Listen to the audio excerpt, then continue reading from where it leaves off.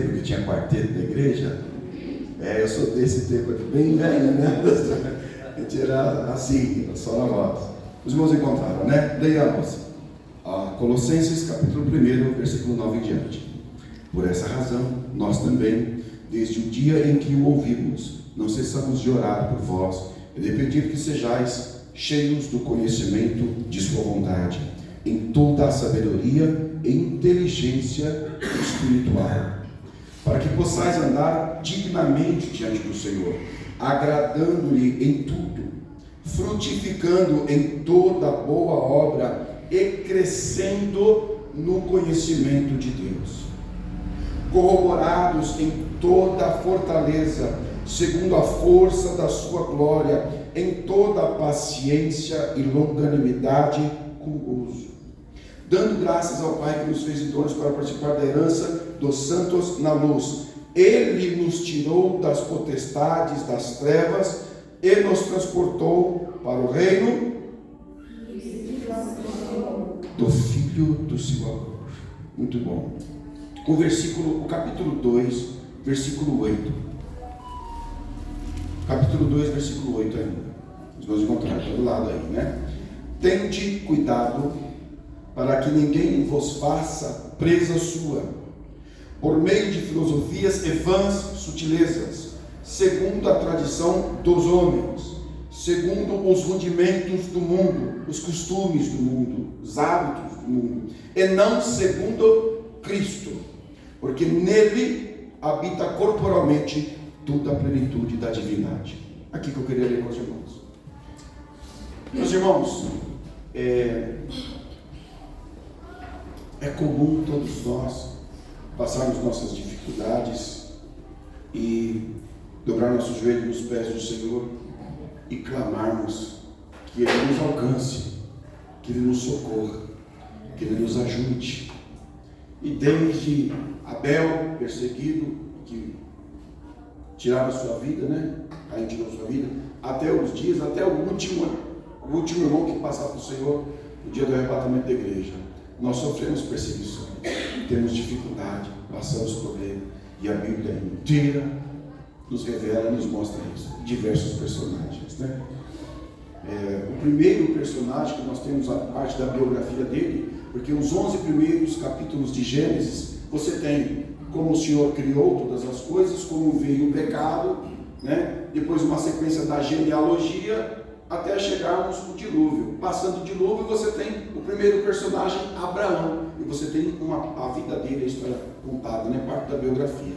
Então nós vemos a partir de Abraão, o homem passando dificuldade, tendo problema, o próprio Abraão, e o Senhor sempre dando vitória, o Senhor sempre abençoando o homem, cuidando do homem, zelando por ele. Então quando você tem todo o Antigo Testamento, o que, por exemplo, as pragas do Egito, o que eram aquelas pragas, né? O porquê? O que era um Deus no Antigo Testamento? Era um Deus que era o Deus da guerra, o Deus que dava vitória, o Deus que dava abundância na agricultura, né? Que a colheita era muito grande. Isso era um Deus poderoso.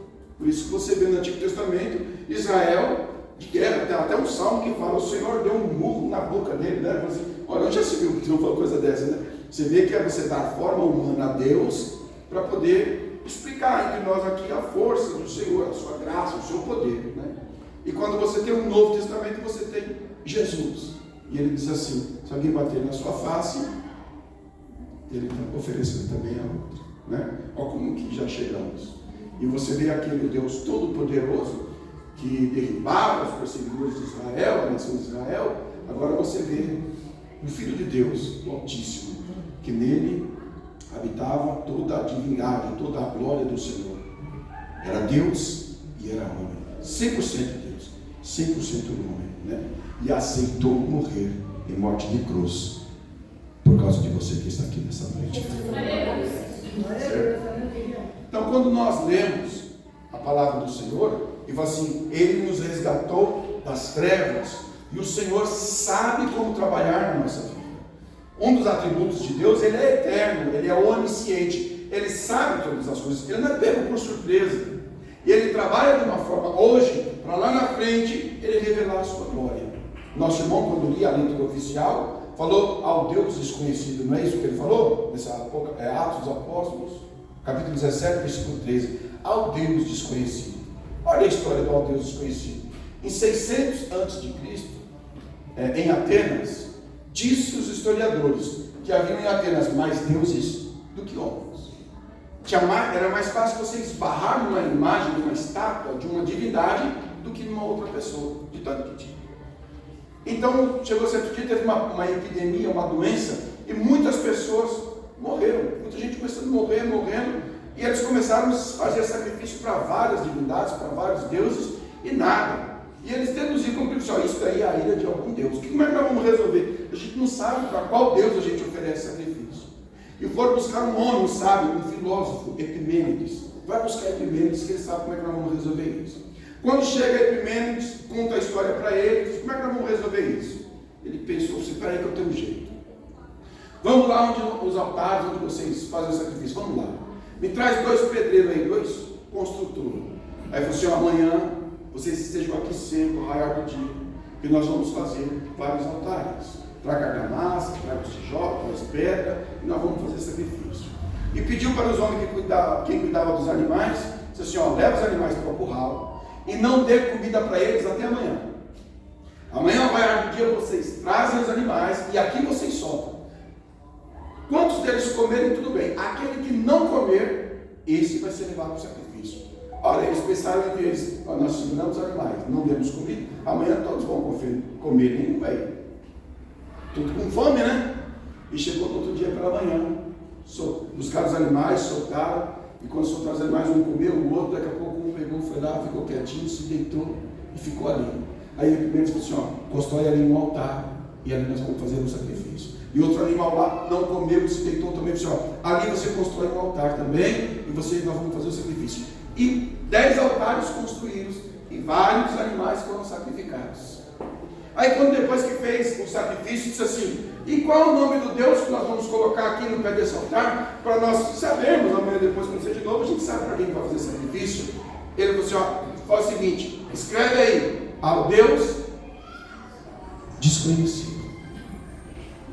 E fizeram o sacrifício, e a praga cessou, acabou. A enfermidade parou. Passou mais de 600 anos, nasce Jesus. E Jesus é crucificado. E vem o apóstolo Paulo, perseguidor da igreja, e o Senhor transforma ele. E agora o apóstolo Paulo vai a Atenas. E quando chega lá no Areópago, quando olha, fala assim, ao Deus que vocês não conhecem, a esse Deus desconhecido, é o que eu quero pregar para vocês, que eu vou dizer para vocês que Ele é. Então nós passamos situação hoje, e você assim, Senhor, por que eu estou passando por isso? E já a bênção de Deus, a provisão de Deus, Ele já preparou desde lá de trás, já está tudo certo. Como vai resolver, pastor Jesus? Como vai solucionar? Não sei. Mas Ele é eterno, Ele já sabe como vai te abençoar, como é que vai cuidar da sua vida. Ele já sabe como Ele vai tomar a providência, Ele já tomou, Ele sabe e conhece todas as coisas. Mas no nosso coração, a gente fica ansioso, não é isso? Fica ansioso, chora, não dorme, passa a noite em claro, de ansiedade, entra em depressão. Como é que nós vamos resolver isso? E o Senhor está com tudo preparado. Tudo preparado para nós. Mas o ser humano é assim mesmo.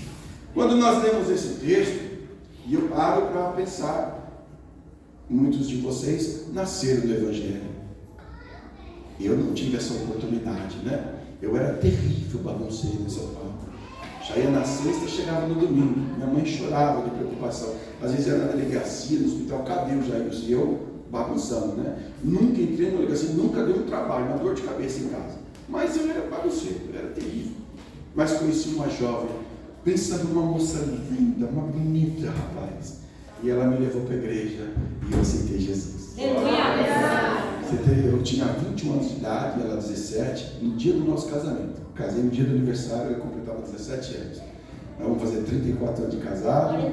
Os filhos todos casou, a casa ficou sozinha, agora começou a vir os netos, né? Estou com um netinho de 4 meses e minha nora está grávida de 3. Logo tem mais netinho em casa.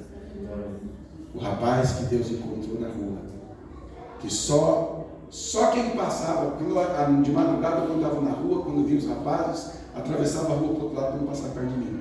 Pensa num camarada que você olhava e dava medo de você, né? Bagunceiro mesmo, cabeludo. Só a polícia, quando a rota parava, se você magrão aí, só você encosta na parede. Oh, meu Deus do céu, não sei porque eles gostavam de mim. Se encosta na parede. Mas Jesus, os seus olhos alcançou o coração. Aleluia! Glória a Ele Deus! sabe de todas as coisas, né? Até hoje, eu sou o único na minha família que aceitei ao Senhor. Então o Senhor pega você e abre os seus olhos como uma faísca de luz em meio às trevas e te mostra que Ele é poderoso. Glória a Deus! Que Ele é Deus, que Ele é Salvador. Revela o seu amor à sua vida. Aí você fala, não sabia que tinha um Jesus tão lindo desse. E aceitamos o Senhor e viemos para a igreja. E aqui somos transformados. O Senhor nos liberta, transforma a nossa vida, nos dá novos costumes, novos hábitos. E quando é um dia, a sua graça, a sua presença é tão grande em nosso meio, Ele nos batiza com o seu Santo Espírito. Aleluia! Glória a Jesus! E Ele resolve, um dia marcado por Ele. Ele enche o homem do Espírito Santo. Glória a Deus! E dá dons. Profecia, revelação, visão, cura, variedade de línguas, interpretação. Ele derrama sobre a igreja do Senhor dons espirituais e talentos para louvar, para ensinar, para pregar, para zelar da igreja, para ajudar na administração, para tocar instrumento. Ele usa a sua aptidão natural e ainda derrama dons sobre a nossa vida. Aí sabe o que a gente faz com os dons? Senta no sofá, pega o controle remoto, coloca no Netflix. Quando a gente já está mais velhinho, a gente dá aquela cochilada depois de 5 minutos, né? Assim? Aí a gente canta a corda, ele está cantando aquele lindamente assim. Eu quero trabalhar por meu Senhor. Não é? Você quer ver uma coisa? Na igreja, são muitos irmãos. Mas você quer ver os que fazem os trabalhos? É sempre o mesmo. 3, 4, 5 irmãos é que falam, cuida da escola dominical, é o tesoureiro, cuida da organização, é o regente. 3, 4 irmãos fazem quase todos os trabalhos. Poucos irmãos. E os outros? Os outros vêm no domingo, chega atrasado, não vem na escola dominical, o culto nunca aparece. Sim ou não? Sim ou não? Estou falando para você que é uma mensagem de reflexão. Então vamos lá. Um amigo meu, quando eu congregava em São Paulo, na nossa sede de Jardim Itapema, e veio um trabalho de missões na nossa sede do Belém, e veio um missionário da África. E chegou aí o nosso pastor do campo, levou no nosso setor para ele trazer a palavra aquele dia. E chegou, rapaz, levando desse tamanho assim, 2 metros e pouco, muito sério. Aí dizia assim, eu vou dizer para vocês como é a igreja na África onde eu estou. Quando eu saio para ir pregar numa aldeia, 1 dia, 2 dias de caminhada, não tem carro e não tem sapato. Eles pegam trapos, enrolam no pé, passam com a banca, tira e amarram. Porque a terra, quando fica muito tempo sem chover, fica igual a areia da praia. Quem já foi para o sertão no Nordeste teve isso. Você pisa assim, o pé afunda. Não é isso? Anda com a bicicleta, o pneu da frente entra no meio da areia. 2 dias andando, até chegar na aldeia. Quando chega lá, o pé está cheio de bolha. Eles estouram as bolhas, colocam às vezes uma bacia com água quente, vai furando, tira as bolhas, aí vai pregar. E quando vai pregar, é 2, 3 horas de mensagem. Culto, 5 horas de culto. Eles cantam, dançam, pulam, e não vai ninguém embora. E demônio, vocês não sabem a luta que é. Ele foi pregar num trabalho numa igreja, sexta, sábado, domingo, 3 dias. Quando ele estava pregando na sexta-feira, no meio da mensagem chegou uma senhora na porta da igreja e ficou encarando ele, ficou alguns minutos, foi embora. Segunda noite, ele foi lá pregar, viu a mesma senhora, parou na porta da igreja, ficou encarando ele no tempo, depois foi embora. Terceira noite, domingo de encerramento, ela foi, ficou parada na porta da igreja, depois de um tempo entrou, sentou, acabou o culto, foi na frente e falou assim, eu quero o teu Deus. Ele disse, por que você veio 3 dias, ficou lá na frente, ficava me encarando, e hoje você veio, entrou e quer aceitar Jesus? Eu disse, porque eu sou bruxa, eu sou feiticeiro. E quando você estava aqui pregando, lá no meu barraco, eu fiz o trabalho, e era para você morrer na hora, e eu vim aqui e você continuou falando. Segundo dia que você estava pregando, eu comecei a fazer o trabalho lá, e eu vim aqui, você continuou falando. E hoje a mesma coisa, eu fiquei esperando você cair duro, porque a pessoa morre na hora, e você continua em pé. O teu Deus é mais forte que o meu. É assim. Desafio, chegava na porta de onde ele morava, no barraco, desafiava para ele, o feiticeiro levanta do chão, levanta assim, ó, fica no alto, quero ver o teu Deus ser forte, levanta você também aí. Para você levantar eu não vou não, mas eu vou orar para você. E quando começou a orar, caíram os dois. Em São Paulo, na nossa igreja, quando eu congregava, levaram uma irmã uma senhora para oração, porque estava com uns problemas em casa. Ela ficou deitada na frente do púlpito, estava eu, meu pastor, mais 2 pastores, minha esposa e a esposa deles. E quando começamos a orar, a mulher deitada, ela levantou do chão sozinha, assim, ficou 1 metro no alto, só o corpo da mulher. E aí, estava naquele dia um ex-dono de centro, dando testemunho, mas quando a mulher levantou do chão, ele foi embora, ele não ficou não. É assim. Os irmãos não sabem a luta espiritual que nós enfrentamos. É uma guerra travada que nós não vemos, mas o Senhor, forte, poderoso, lindo, cuida das nossas vidas todo dia para que nós estejamos bem. Martinho Lutero disse que toda manhã jogava 1 hora para que Satanás não tivesse vitória sobre ele durante o dia. A luta espiritual que nós enfrentamos, desde Daniel que revela para nós. Daniel continua orando aí, porque desde a tua primeira oração foi ouvida, mas está uma luta travada. Como essa guerra espiritual, não sei, não vou falar que é 2 anjos com espada, para um lado, para o outro, saindo faz todo lado. Você imaginou que é assim? Estamos criando imagens para uma coisa espiritual. Como essa luta, não sabemos. Mas a única coisa que Satanás quer é tirar você do cantinho que você está aí. Tirar de você a alegria de você louvar, de você adorar. Tirar de você a sua salvação, que já está garantida no Calvário. E agora, por exemplo, hoje nós estamos enfrentando uma questão teológica nas igrejas, a teologia acadêmica está enfrentando agora a inteligência artificial. Vai publicar a sua Bíblia. Já muitas pessoas quiseram fazer uma outra Bíblia, uma Bíblia atualizada. Até pastores já defenderam fazer uma Bíblia para a atualidade.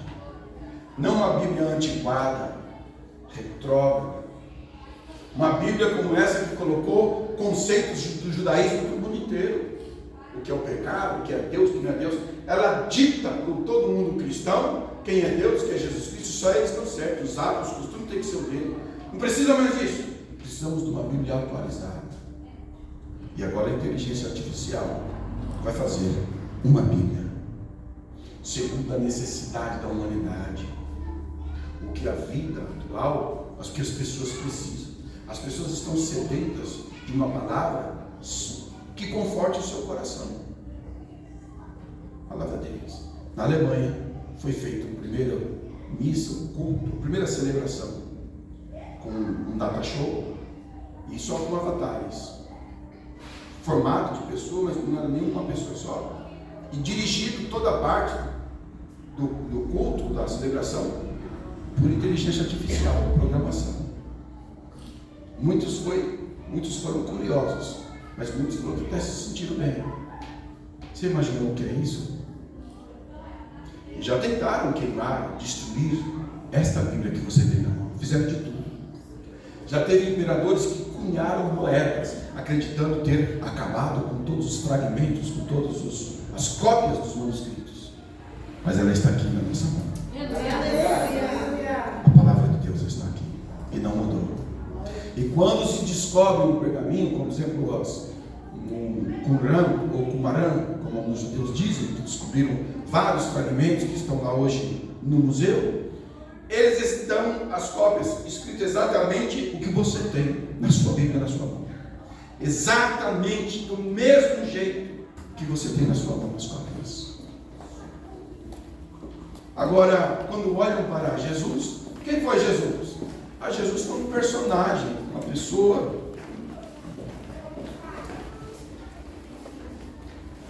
Jesus foi um personagem, um rapaz que viveu, e ele é um exemplo de como nós devemos adorar a Deus. Um exemplo de amar o próximo, um exemplo de perdoar, um exemplo de se dedicar. Não que ele seja o Salvador. Jesus é simplesmente um rapaz que é um exemplo para todas as religiões, para toda e qualquer religião, de servir a Deus. Até um ditado comum, popular, que diz assim: todos os caminhos levam a Deus. Não é assim que as pessoas dizem? Mas quando o escritor do pluralismo religioso escreveu isso, ele disse assim: ó, todos os caminhos, as igrejas, levam cada um ao seu Deus, mas não que todos os caminhos levam ao Deus Criador. Mas a interpretação foi essa. Agora, tanto a inteligência artificial, ou como qualquer homem, pode fazer o que quiser, escrever quantas Bíblias quiserem. Só tem um pequeno detalhe: em toda a história, todas as pessoas que morreram, se você for até onde está o sepulcro, onde for ficar lá o seu corpo, estão os restos, os ossos, o que ficou putrificado. Mas só tem um sepulcro que ficou vazio, porque ele ressuscitou. Então, para mim, nenhum outro serve, só ele. Só ele disse: papai, glorifica-me com aquela glória que eu tinha desde o princípio, antes que o mundo existisse. E essa palavra glorifica-me no grego me traz aquela glória, aquela essência gloriosa que eu tinha antes de todas as coisas serem criadas, até mesmo o mundo, os anjos, antes de todas as coisas estava o Pai, o Filho e o Espírito Santo. E ele aceitou nascer de mulher, viver e morrer em morte de cruz, para trazer salvação a todos nós, para trazer salvação aos homens, e nos enviou o Espírito Santo Consolador. Só que o homem parece que não quer adorar a Deus. É difícil, ele rejeita, recusa a existência de Deus, porque quer servir aos seus próprios prazeres. Ele quer fazer o que ele quer, viver do jeito que ele quiser, e não quer ninguém que possa determinar para ele como devem ser as coisas. Só que o céu, meu amigo, a eternidade, não é só a vida na terra não, isso daqui acaba e é logo. Nós temos uma eternidade. Agora, depois de passarmos daqui para lá, como é que vai ficar essa situação? Aí não vai ter Bíblia de inteligência artificial e nenhuma outra que vai resolver o problema de ninguém. Só Jesus. Só Jesus. Mas hoje, nós estamos vivendo um período nas igrejas, não falo no Brasil, mas no geral. Muitas igrejas que eu vou, e os trabalhos que eu vejo, e as mensagens, os pregadores que eu ouço, é aquela mensagem para confortar o seu coração. Uma mensagem para você sair daqui, você, amanhã vai ficar tudo resolvido na minha vida. Até nós cantamos o hino assim, cantamos, vai dar tudo certo. Aí dá errado, você fica frustrado, vem pedir oração do pastor, porque as coisas às vezes dão errado. Nós temos um planejamento, aliás, a gente fala assim: Senhor, faz assim, assim, assim, dá tudo certinho. A gente quer dizer como o Senhor precisa trabalhar na vida da gente, assim? A gente até determina, faz desse jeito, Jesus, que dá tudo certo, mas não dá. O jeito certo é sempre o plano dele, a obra dele, o jeito que ele quer. O pastor Severino Pedro, o escritor, que já passou para o Senhor, ele disse um dia para mim assim: olha, se preocupe em ganhar almas para Jesus. Se preocupe em gastar a sua vida para Deus. Eu estava na Bahia, eu trabalhava lá, era muito pobre, mas tinha uma mulher fazendeira, eu sempre evangelizava para ela, eu ia lá, falava da Bíblia, ensinava, e ela só tinha um filho. E quando ela faleceu, ela deixou uma pequena herança para mim. Foi quando eu vim para São Paulo, eu me formei. Ele foi para os Estados Unidos e morou muitos anos. Quando ele voltou, que nós tivemos essa conversa. E ele olhou para mim e disse: meu filho, gaste a sua vida para servir o Senhor. Gaste a sua vida para servir a Jesus. Se preocupe com as almas. E o Senhor cuidará de você. O Senhor cuidará de você. Amanhã, essa semana, daqui para frente, coloque uma meta. Se Senhor, então eu vou fazer assim. Eu vou começar a cuidar do trabalho que o Senhor colocou nas minhas mãos. Eu vou zelar pela tua igreja. Eu vou falar do seu amor. Eu vou louvar o seu nome. E o Senhor cuida de mim, Jesus. Cuida de mim. Eu garanto para você que o Senhor vai te segurar com a sua potente mão, te matar e confirmar a sua palavra na sua vida. Poderia dar testemunhos aqui, mais muitos testemunhos de como vivi, do que eu já passei e como o Senhor abençoou a minha vida.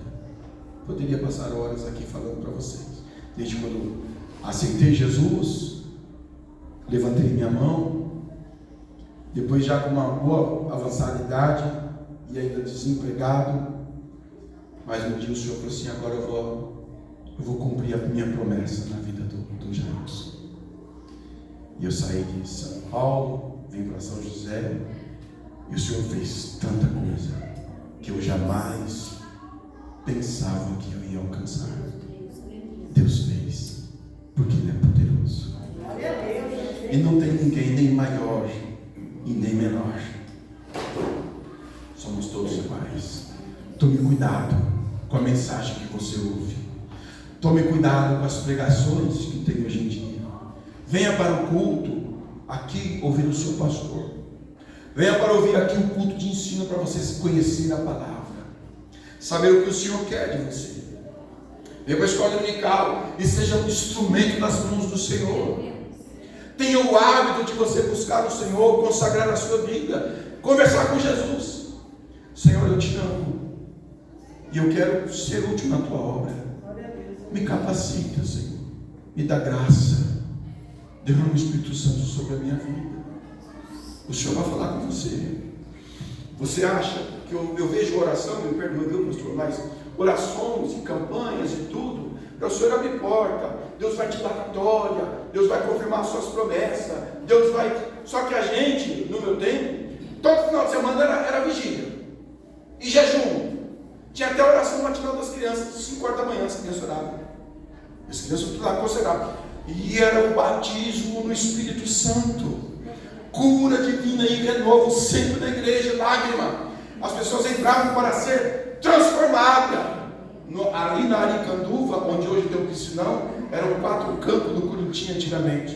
Um dia eu fiz um culto lá de evangelismo e levamos ali 4 setores. Levamos orquestra, levamos quarteto, levamos conjunto e fizemos um folheto especial para aquele evento.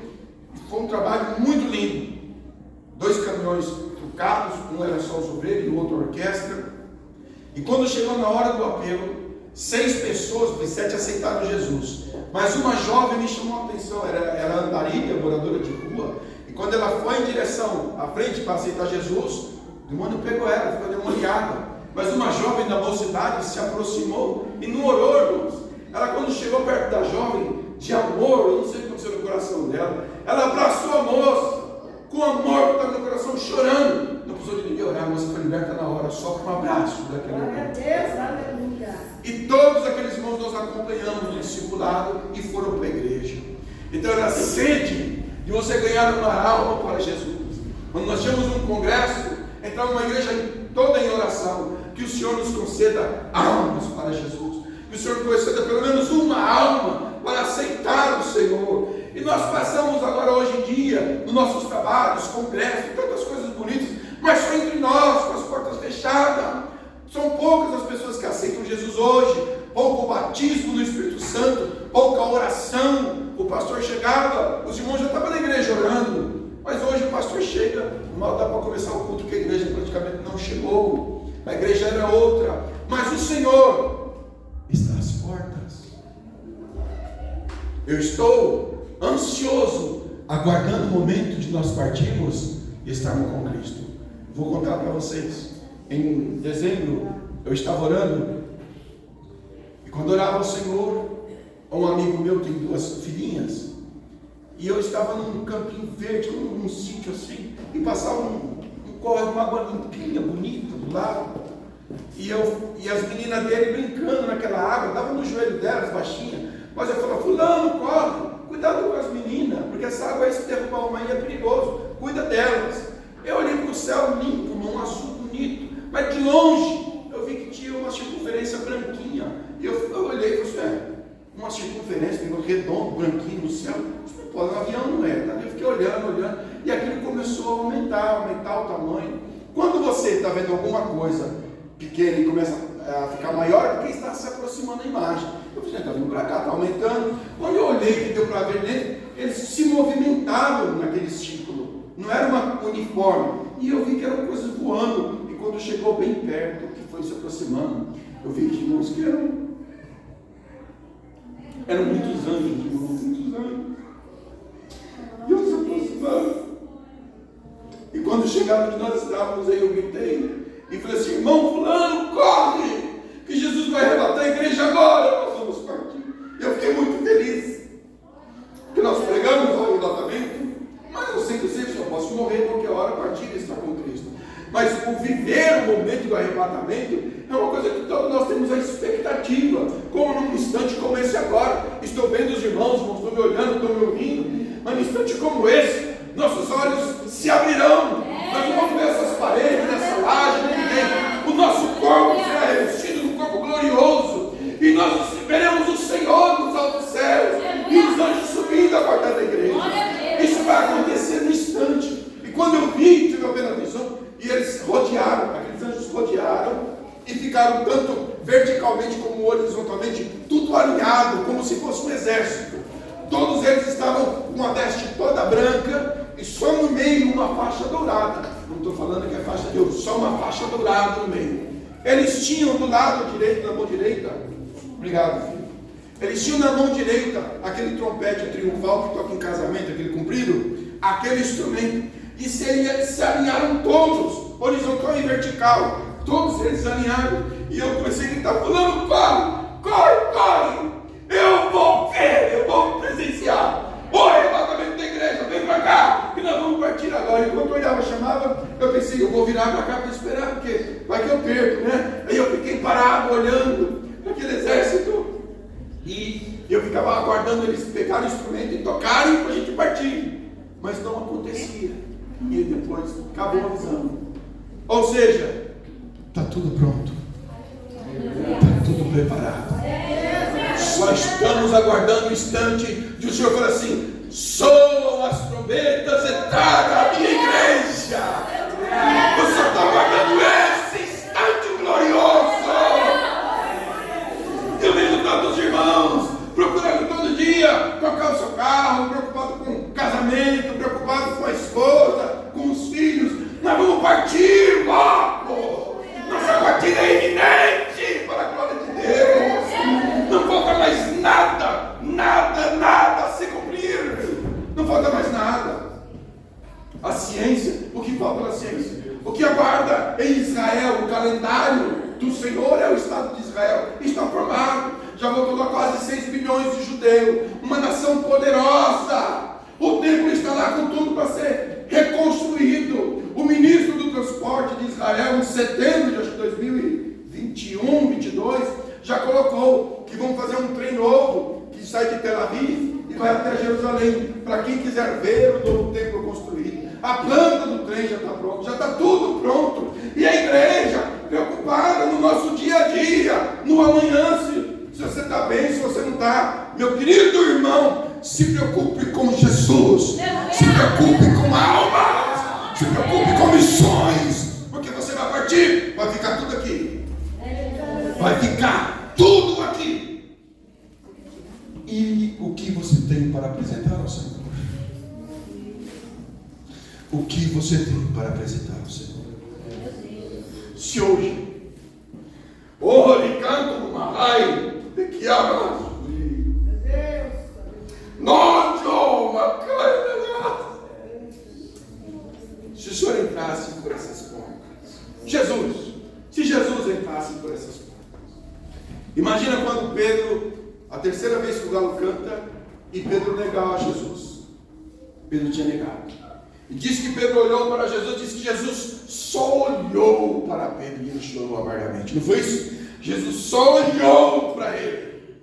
Se Jesus estivesse aqui, andasse no meio da igreja, só olhasse para você, o que você queria pedir para o Senhor?